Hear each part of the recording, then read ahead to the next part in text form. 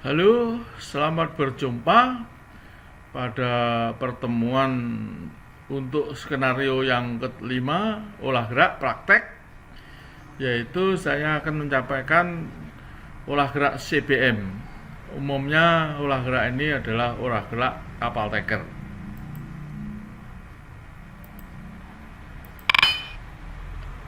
CBM sebenarnya kepanjangannya ya CMBM karena singkatan dari konvensional multi buoy mooring.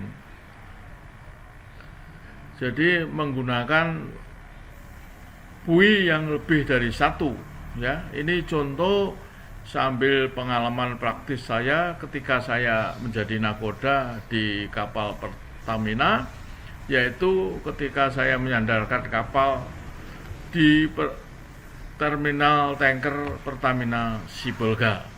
Inilah kira-kira urut-urutan daripada olah gerak. Sebelum saya menyampaikan urut-urutan dari olah gerak saya ini, saya sampaikan terlebih dulu mengenai buoy untuk pengepilan kapal-kapal tanker yang dikepil di CBM. Nah, ini contoh daripada kalau sudah diikat, kondisi kapalnya seperti ini. Diikat di 4 buoy, 1, 2, 3, 4 dengan tali-tali dari kapal seperti ini. Maka lebih lanjut saya akan menjelaskan mengenai buoy-nya ini. Persyaratan buoy ini menurut aturan yang seharusnya, walaupun pada kenyataannya banyak sekali buoy-buoy kepil ini yang tidak memenuhi aturan yang seharusnya. Ini contohnya. Jadi buoy mooring ini untuk mengikat kapal sebenarnya harus dilengkapi seperti ini. Ada tangga naik untuk mooring gang, ada fender untuk menahan benturan mooring bootnya dari mooring gang, ada lampu untuk mengenali buoy kalau malam hari, ada radar vektor untuk bisa memantulkan sinyal pantulan dari buoy ini ke radar kapal, ada railing untuk pegangan mooring gang, ada mooring line hook untuk nyantolkan tali kapal yang diikat di buoy, ada hook release, ya artinya untuk melepas tali yang dikaitkan di ganconya ini. Melepasnya harus menggunakan hook ini. Dengan mengangkat hook ini ke atas, maka tali akan lepas. Bukannya mooring gang harus ngangkat tali baru dilepas, karena pada prakteknya kebanyakan demikian. Mooring gang ini harus narik tali setelah dilego dari kapal, baru dilepas dari ganconya. Tapi kalau ini walaupun dari kapal belum dilepas, kalau sudah ada perintah lepas, dengan mengangkat release hook ini, hook release ini sudah pasti ganconya akan lepas. Berikutnya ada mooring bolet. Ini bolet untuk mengikat mooring boot daripada mooring gang. Ketika menaikkan mooring gang ini ke buoy, maka motor bootnya diikat di bolet ini. Selanjutnya ada fender, gunanya supaya adanya ombak menyebabkan benturan antara mooring boot dan buoy ini, sehingga tidak merusak mooring bootnya maupun buoy yang untuk ngepil ini. Kira-kira demikian yang seharusnya, walaupun praktek kenyataannya sampai sekarang kemungkinan masih tidak seperti ini. Bahkan membuka talinya ini harus dibuka oleh mooring gang ini, sangat berbahaya sekali. Tali dikaitkan, diikat di mungkin suatu ring di sini dengan gunakan cakil, dengan gunakan kayu untuk menyantolkan untuk mengaitkan tali kapal ke buih ini. Kemungkinan masih ada yang demikian. Ya mudah-mudahan dengan perkembangan keselamatan untuk setiap pekerja di CBM, semua mooring buinya harus diberikan ganco yang secara otomatis bisa dilepas dari hooknya ini, tinggal ngangkat ke atas, bukan melepas talinya. Kira-kira demikian untuk safety. Ya bagi Anda dari para perwira siswa ahli nautika tingkat 1, tentunya suatu saat Anda akan mengambil keputusan bagaimana membuat mooring buoy untuk konvensional multi buoy seperti ini. Kira-kira demikian. Maka bahan ini bisa dipakai untuk referensi, dan mungkin masih bisa ditambah dengan referensi yang lain. Semuanya demi keselamatan mooring geng, kapal, dan tali-tali dan lain-lainnya.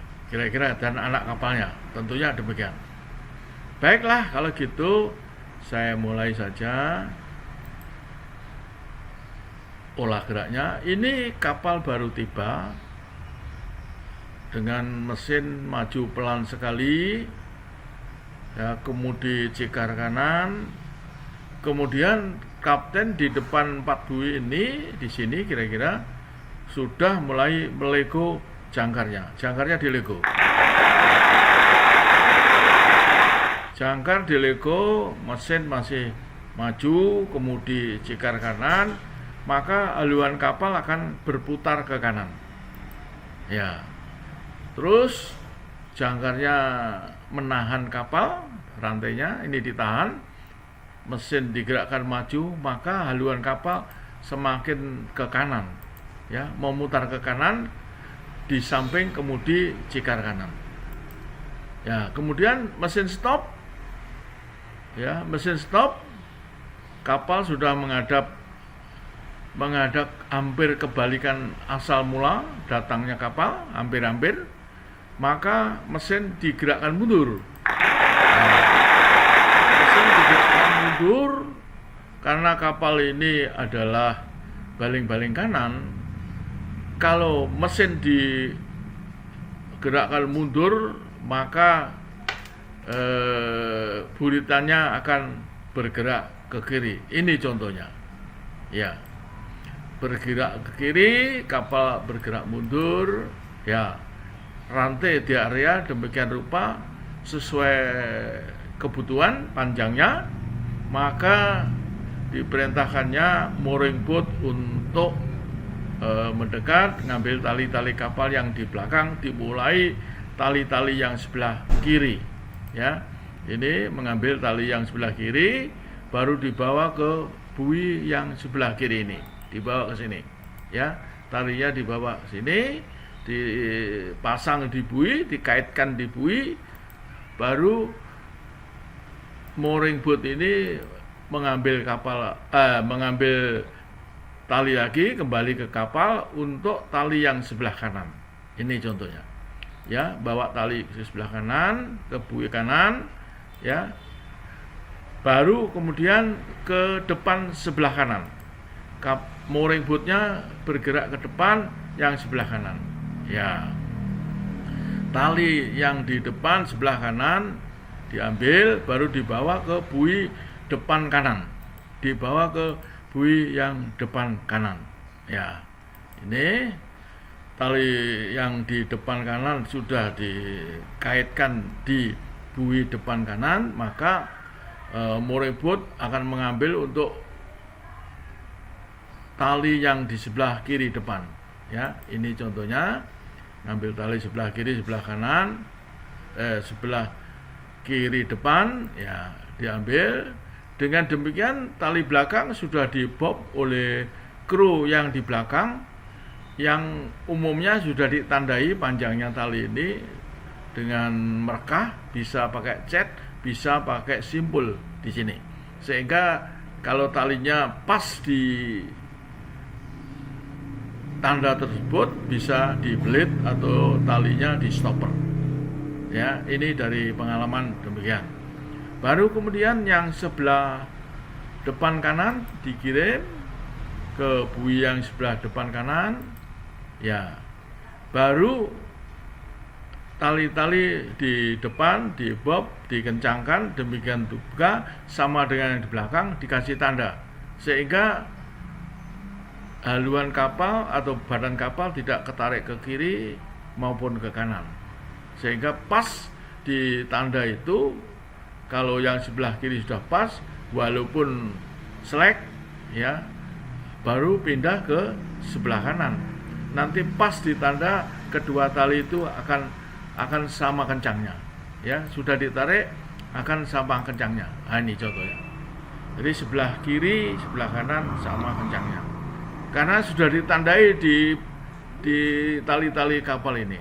Ya, mungkin anak buah sudah pengalaman dikasih tanda, bisa menggunakan cat, bisa menggunakan tali, atau dikasih markah.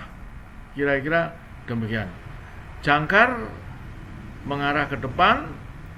Kalau kurang maju ya dibob, kalau kurang mundur terlalu kencang ya di area. Jadi karena tidak bisa memastikan panjangnya rantai ini, karena ya tergantung jaraknya, jatuhnya rantai makannya di sebelah mana. Jadi tidak mengharuskan panjang rantai itu tetap, tapi yang tali-tali ini karena dikasih markah maka panjangnya tetap. Demikianlah olah gerak di konvensional multi bui mooring. Sebagai contoh, saya ambil pengalaman saya waktu saya menjadi nakoda di Pertamina, yaitu di Pertamina Depot Sibolga. Ini saya gambarkan bui atau konvensional multi bui untuk tanker di Pertamina Sibolga. Selanjutnya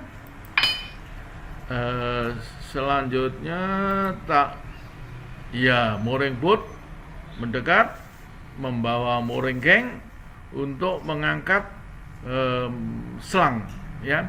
Selangnya di dasar laut ditandain, diikat, baru disambungkan dengan manipol yang di kapal ini. Ya, misalkan 2 manipol, ada 2 selang dipasang. Ya, dengan demikian sudah diikat manipolnya, 2 manipol misalkan, kapal siap untuk bongkar atau untuk memuat. Tapi umumnya kalau di Sibolga adalah membongkar, ya, membongkar untuk Pertamina Depot Sibolga. Ya, demikianlah salah satu contoh olah gerak di konvensional multi bui mooring. Sebagai contoh, saya buat simulator Pertamina Depot Sibolga, CMBM Pertamina Depot Sibolga. Mudah-mudahan bermanfaat untuk para pasis yang kemungkinan menjadi nakoda, barangkali akan menyandarkan kapal di konvensional multi bui. Ini salah satu contoh olah geraknya. Sekian dan terima kasih. Selamat mencoba.